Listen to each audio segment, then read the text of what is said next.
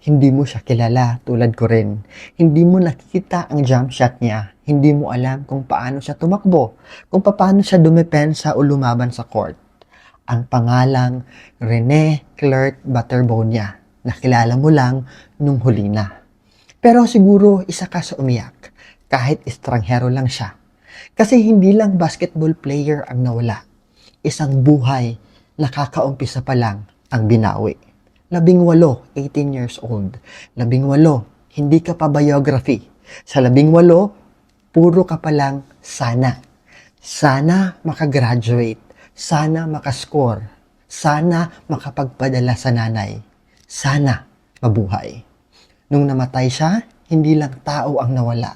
Nawala rin ang lahat ng sana. Taga saan siya? Agusan del Sur. Hindi siya anak ng Maynila. Anak siya ng isang malayong probinsya.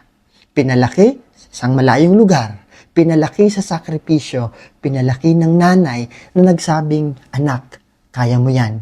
Umalis ka, mangarap ka para sa atin. Agusan papuntang Davao, papuntang Ateneo. Sa bansang ito, ang layo ay hindi lang kilometro. Ang layo ay pader at nabasag niya. Isang batang probinsyanong umakyat sa bundok ng pangarap. Gamit lang ang talino, taas, at pagod. Ateneo, hindi lang pangalan ng eskwelahan yon. Katibayan yon na pwede. Na kahit galing ka sa dulo ng mapa, pwede kang makarating sa gitna. Pwede kang makita. Pwede kang piliin. Tapos, Aurora. Isang lugar na dapat bonding lang. Isang lugar na dapat magkakapatid lang tayo. Pero naging libingan. Basketball, hindi lang laro yan sa Pilipinas. Yan ang hagdanan. Yan ang scholarship. Yan ang ticket para makalabas sa kahirapan. Yan ang dahilan kung bakit nagtitiis ang tatay mag-overtime. Yan ang dahilan kung bakit kinikimkim ng nanay ang gutom. Para sa isang araw, yung anak makalaro sa TV, makagraduate, makauwi na may diploma, hindi lamang jersey. Si Rene, yun ang kwento ng lahat ng Rene. Yung pamangkin mong naglalaro hanggang sa dilim. Yung anak mong may pangarap pero walang pera.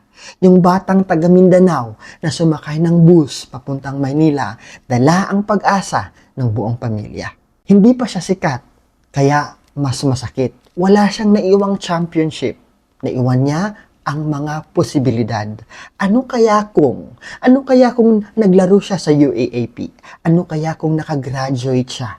Ano kaya kung nakayakap pa siya sa nanay niya pagkatapos ng panalo?